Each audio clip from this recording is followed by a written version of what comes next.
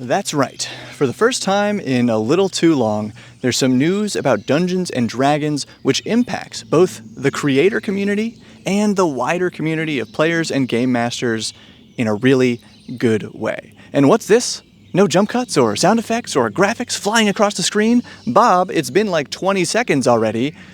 Yeah, I'm sure I'll make plenty of cuts, but I have been feeling super inspired by Matt Colville's style lately, so thank you for giving me attention rather than me feeling like I need to wrangle it. Here's the news. Dungeons & Dragons has finally announced a timeline for putting the updated 2024 D&D 5e rules under a Creative Commons license. Why is that such a good thing? Because having the updated D&D rules under Creative Commons ensures that independent game companies who make lots of wonderful books and tools designed to help people like you and me, have more fun with D&D and similar RPGs, those indie RPG companies can continue to make awesome D&D compatible stuff for the foreseeable future, and do so in a way that completely protects them from any possible legal backlash by the rightful owners of D&D, Wizards of the Coast, and Hasbro. For example, that's part of how me and Evantier Games are able to publish Delve, How to Build and Survive Deadly Dungeons with tons of new D&D 5e compatible material. Link below. And yeah, game mechanics are technically not copyrightable anyway, but big legal team always beat small legal team unless there's a license like this to protect the little guy.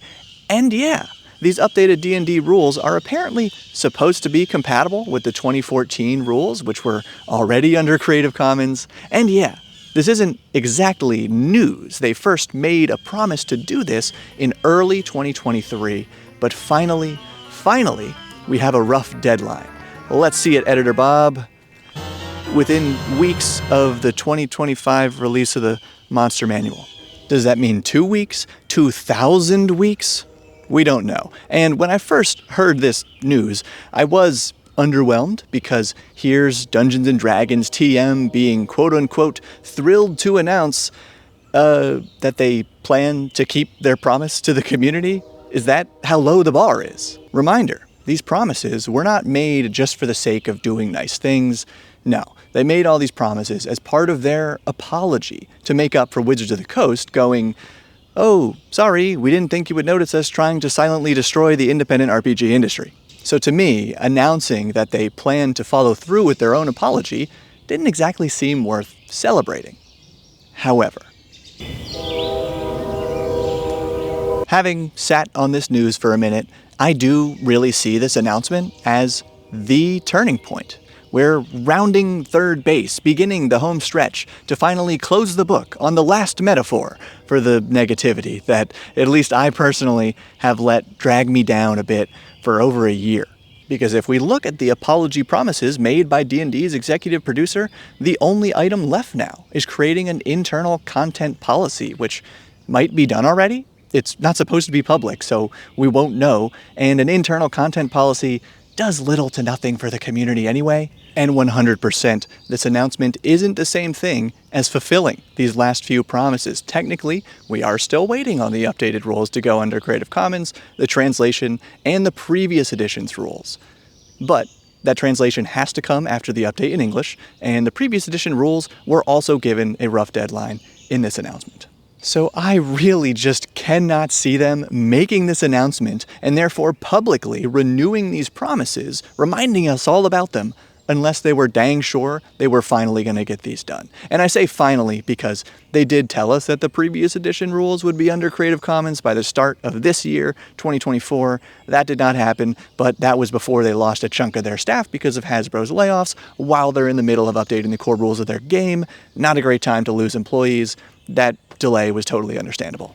Okay, so where, oh where, does this leave the world of RPG news videos? Hopefully behind us. Hopefully about games again, rather than companies. I can't speak for other creators. Some are genuinely interested in financial reports and decisions by boards of directors, and some of that is really important because it can affect the direction of the game. But man, I really hope WotC or Hasbro doesn't have any video-worthy scandals for a long time.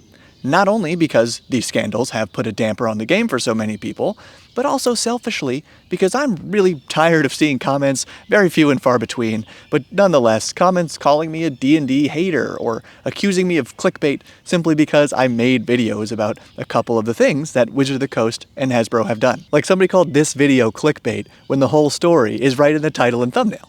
This is anti-clickbait. And this story wasn't even anything bad, but I do think people should know when a company they're giving money to does something bad.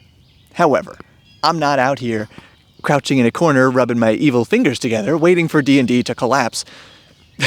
I love this game. I play it every week. I just like it best at early levels. I homebrew the heck out of it because I always have, and I always will for every game that I play.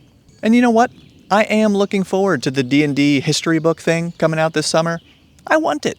Yeah, you can buy most of those PDFs on DriveThruRPG.